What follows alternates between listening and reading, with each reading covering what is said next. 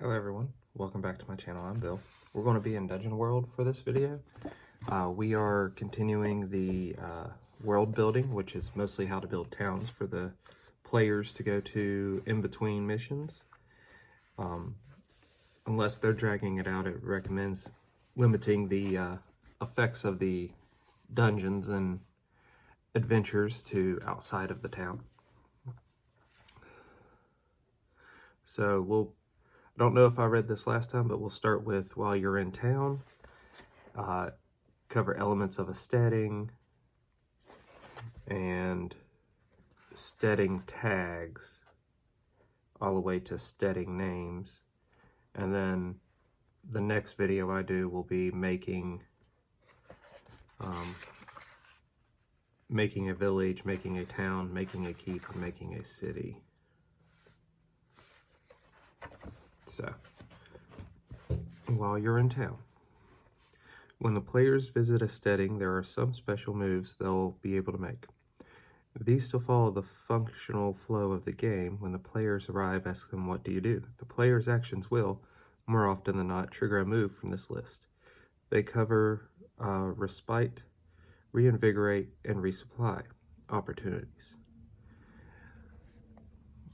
Opportunities for the players to gather their wits and spend their treasure or resources.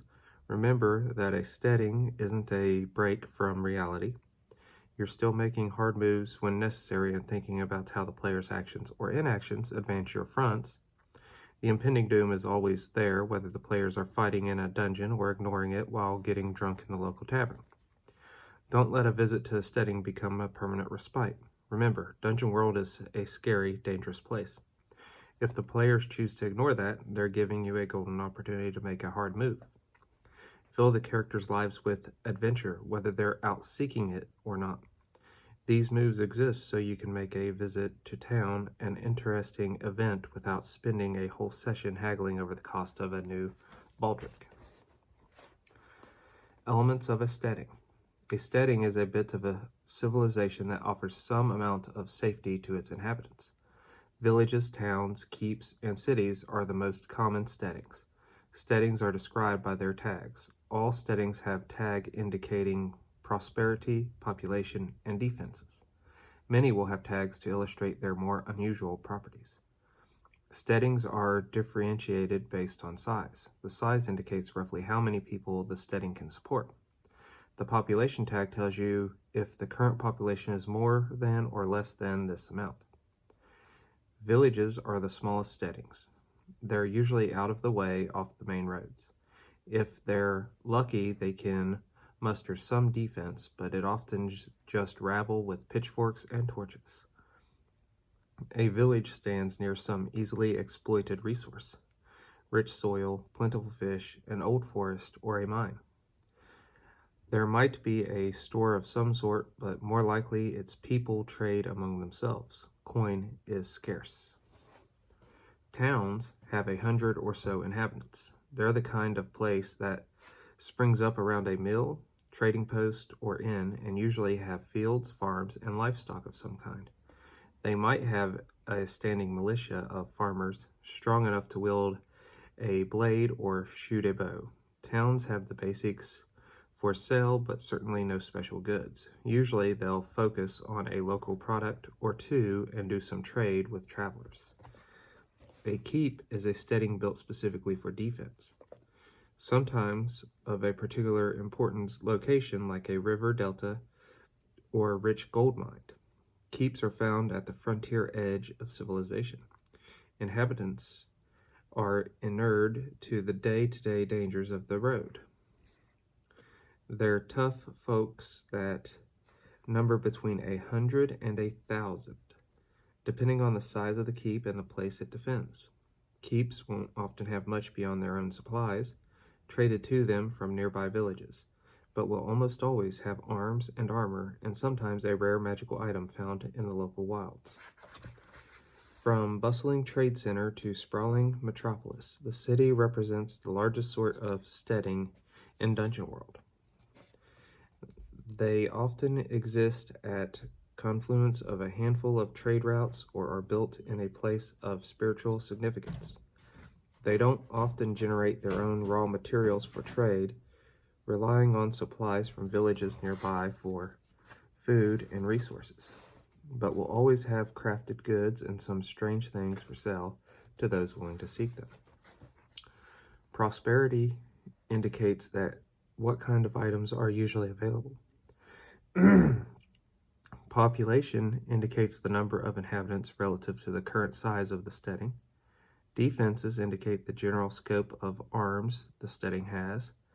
Tags in these categories can be adjusted. Category means to change the steading to the next lower tag for the category.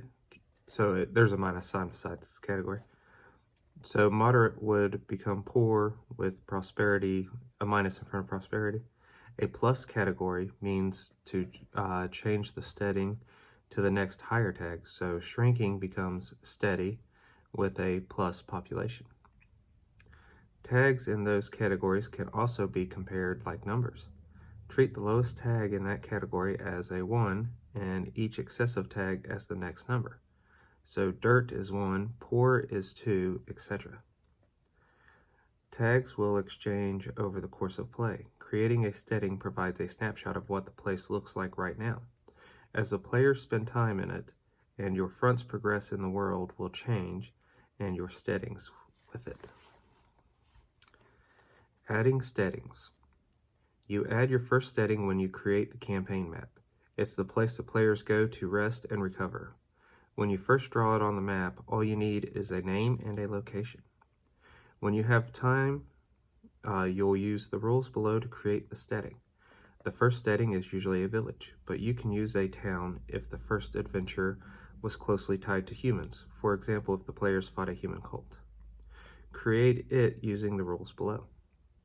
Once you've created the first steading, you can add other places referenced in its tags, the oath, the trade, and enmity tags in particular, or anywhere else that has been referred to in play. Don't add too much in the first session. Leave blanks and places to explore.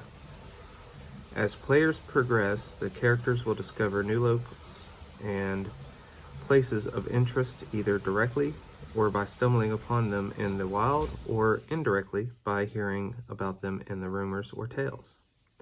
Add new steadings, dungeons, and other locations to the map as they're discovered or heard about. Villages are often near a useful resource. Towns are often found at the point where several villages meet to trade. Keeps watch over important locations. Cities rely on the trade and support of smaller steads. Dungeons can be found anywhere and in any form. Whenever you add a new steading, use the rules to decide its tags. Consider adding a distinctive feature somewhere nearby, maybe a forest, some old standing stones, an abandoned castle, or whatever else catches your fancy or makes sense. A map of only steadings and ruins with nothing in between is dull. Don't neglect other features of the world. So that's pretty good so far. Really defines what steadings are and how they should function. So now let's look at the steading tags. The first category is prosperity.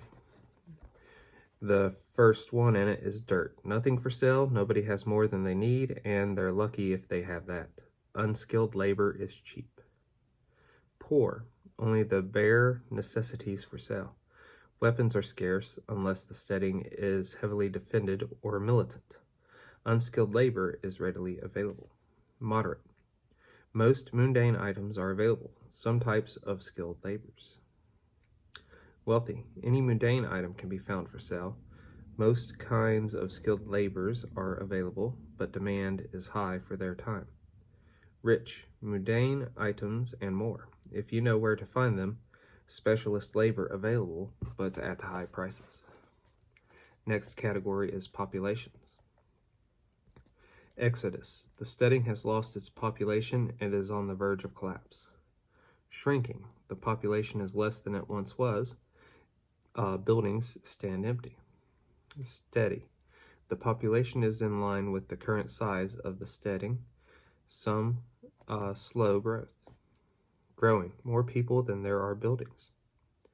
booming. Resources are stretched thin, trying to keep up with the number of people. Defenses is the next category. None. Clubs, torches, farming tools. Militia. There are able-bodied men and women with worn weapons ready to be called, but no standing force. Watch. There are few watchers posted who look out for trouble and settle small problems, but their main role is to summon the militia. Guard. There are armed defenders at all times with a total pool of less than 100 or equivalent. There is always at least one armed patrol about the steading. Garrison. There are armed defenders at all times with a total pool of 100 to 300 or equivalent. There are multiple armed patrols at all times. Battalion. As many as 1,000 armed defenders or equivalent. The steading has maintained defenses as well. Legion. The steading is defended by thousands of armed soldiers or equivalent. The steading's defenses are intimidating. Other tags. Safe. Outside trouble does not come here until the players bring it. Idyllic and often hidden. If the steading would lose or degrade another beneficial tag, get rid of safe instead. Religion. The listed deity is revered here. Exotic. There are goods and services available here that aren't available everywhere or anywhere else nearby. List them. Resource. The steading has easy access to the listed resource. A spice, a type of ore, fish, grapes, etc. That resource is significantly cheaper. Need. The steading has an acute or ongoing need for the listed resource. That resource sells for considerably more. Oath. The steading has sworn oath to the listed steadings.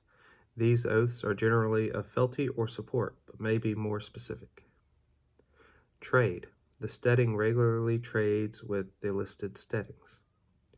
Market. Everyone comes here to trade. On any given day, the available items may be far beyond their prosperity, +1 to supply. Enmity. The steading holds a grudge against the listed steadings. History. Something important once happened here. Choose one and detail or make up your own. Battle, miracle, myth, romance, tragedy. Arcane.